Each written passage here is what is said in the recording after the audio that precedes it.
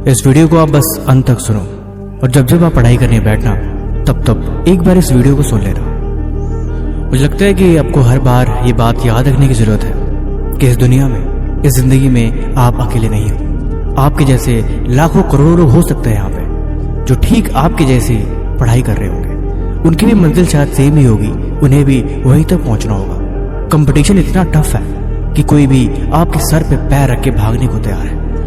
अगर इस रेस में आप तैयारी नहीं करोगे तो आप पीछे रह जाओगे। वक्त रहते आपको ये बात समझनी पड़ेगी कि आपके पास सिर्फ कुछ साल है, 2 साल या 4 साल या बहुत होंगे तो 5 साल, लेकिन इससे ज्यादा नहीं। आपकी उम्र 17 साल है या 20 साल है, सिर्फ कुछ साल यही हैं जिनमें आपको मेहनत करनी है। इसके बाद कोई आपसे नहीं बोलेगा, न कोई आपसे पढ़ने को बोलेगा, न कोई आपसे स्कूल या कॉलेज जाने को बोलेगा, और न कोई आपसे ये बोलेगा कि अब तू अपनी तैयारी क्यों नहीं कर रहा, एग्जाम की तैयारी कर।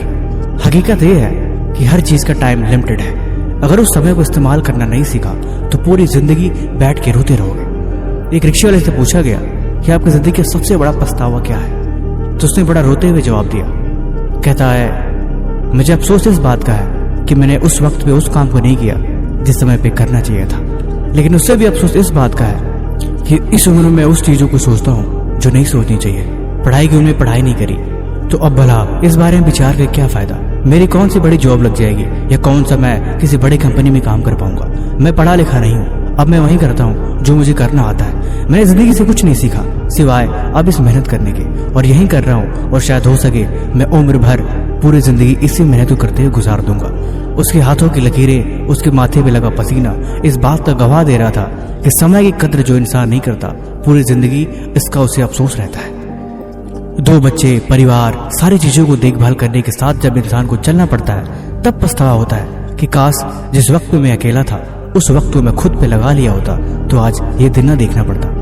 देखो, तुम इस बात को मानो या ना मानो, तुम इस बात को समझो या ना समझो, हकीकत ये है इस समय लिमिटेड है, बहुत ज्यादा समय नहीं है। इन हाथों को, लकीरों को बदलने के लिए आपको बहुत मेहनत करनी पड़ेगी, हाथ पार मेहनत करनी पड़ेगी और हर रोज मेहनत करनी पड़ेगी। इतनी मेहनत करो, इतनी मेहनत करो कि आपके हाथों की लकीरें बदल जाए। इतना पढ़ो, उन कापी किताबों पे इतना लिखो कि तुम्हारी नसीब बदलने को मजबूर हो जाए। यही वक्त है और यही वक्त बचा भी है।